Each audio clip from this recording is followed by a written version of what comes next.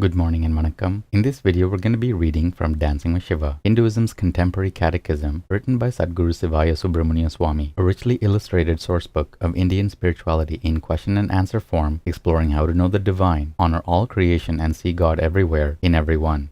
Today's lesson is lesson 8, and we'll begin by reading the caption to the facing image. Shakti, depicted in her green form, radiates beauty, energy, compassion, and protection for followers. Wearing the forehead tilaka of the Shakta sect, she blesses devotees who shower rose water, hold an umbrella aloft, and prostrate at her feet in adoration. Lesson 8. What is the magic and power of Shaktism? Shloka 8.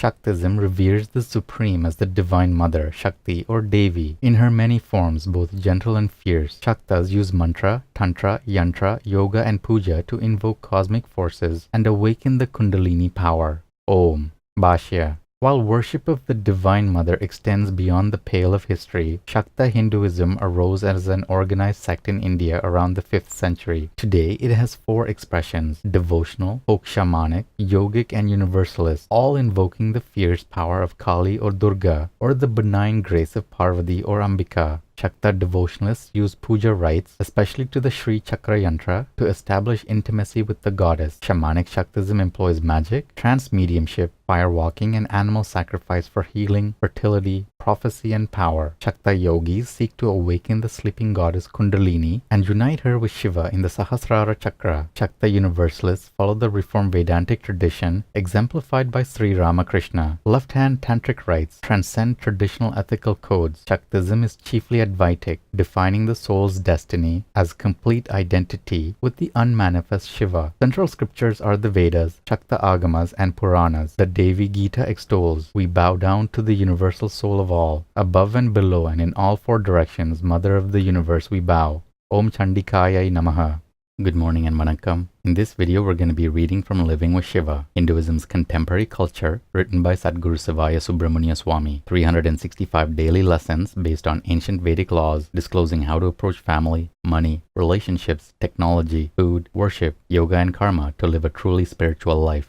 Today's lesson is lesson 163, and the topic is seeking the best match. In arranging a marriage, the families consult astrologers regularly until a match is found. Sometimes the boy and girl are allowed to get to know each other long before they are aware that a marriage is being arranged for them. Of course, if they do not get along well, the matter is dropped and the search is on again. If one match is not agreeable, another is sought. The inner world devas also help to arrange the best matches. Most traditional astrologers have one or more devas assisting them to provide knowledge from the akashic records and insight into the planetary powers that impel karmas. Astrological compatibility is also sought for and acquired between the girl and her prospective mother-in-law. The results are taken especially seriously if they will be living in the same home, because in this case the bride will be under the guidance of the mother-in-law and may spend more time with her than with her own husband. In marrying the son, she becomes the daughter of his mother. Once a potential spouse is selected, discreet informal inquiries are made by a relative or friend. If the response is encouraging, the girl's father meets with and presents a proposal to the boy's father. In some communities, it is the boy's father who presents the proposal. In these modern times, with the worldwide diaspora of Hindus from India and other countries, the fathers must take an aggressive role in helping their sons and daughters become well settled in life. If fathers do not fulfill this obligation, it becomes the duty of the mothers. This pattern differs from the tradition of well-settled village communities where only the father of the girl makes the overtures. In today's widely dispersed global Hindu village, it becomes everyone's duty to help in the task of matchmaking for the next generation.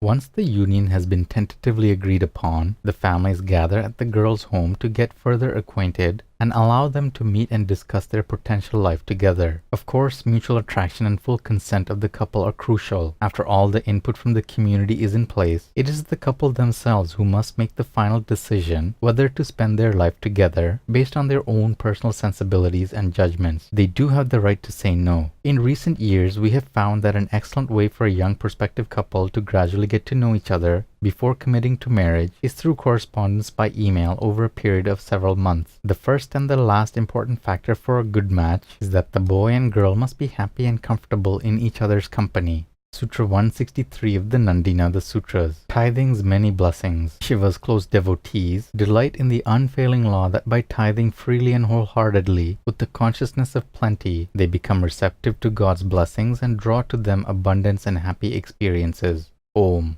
Good morning and vanakkam. In this video, we'll be reading from Merging with Shiva, Hinduism's Contemporary Metaphysics, written by Sadhguru Sivaya Subramania Swami. 365 enlightenment lessons from a mystical master, revealing the depths of Raja Yoga, the clear white light, the states of mind, and the ultimate spiritual destiny of every seeker.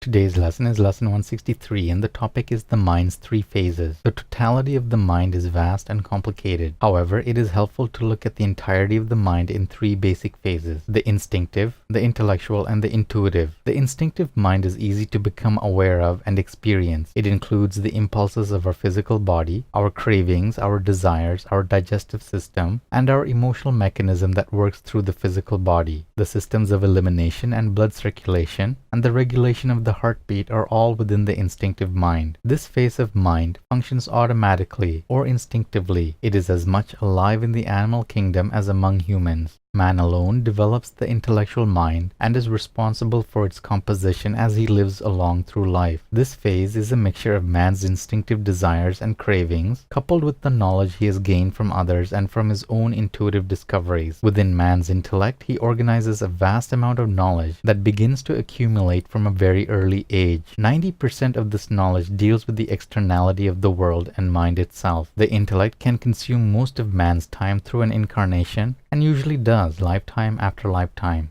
The intuitive or superconscious phase is even more complex, more organized, more refined than the instinctive or intellectual phases. It is mystically known as the mind of light. For when one is in this state of mind, he may see light within his head and sometimes throughout the entirety of his physical body if his inner sight is developed enough. Otherwise, he just begins to feel good all over, as actinic energy permeates his nervous system. When intuitive flashes come, he knows the next thing to be done in a creative activity. This is the superconscious area of the mind. When man is extremely perceptive, tremendously creative, and knowledge seems to come to him from the inside of himself spontaneously, he is a superconscious being. Instinctive is a word that some may understand and others take offense at. Don't. It only means natural or innate, naming the drives and impulses that order the animal world and the physical and lower astral aspects of humans. For example, self-preservation, procreation, hunger and thirst, as well as the emotions of greed, hatred, anger, fear, lust and jealousy are all instinctive forces. They are very real in animals and humans alike. When the mind functions instinctively, it is controlled by the habit impressions made in the subconscious during its journey through the experiences of life. Instinctive also means that the driving force comes from the sexual nature. The nature is turned in that direction subconsciously, even though the conscious mind may not be cognizant of the fact. It also means that in the event of an emergency, the animal nature would take over completely, being jarred loose from lack of what I term mind control, or from what might be called self-control. That's it for today's lesson. Take care of yourselves, have a beautiful day, and we'll see you in the next video. Om Namah Shivaya.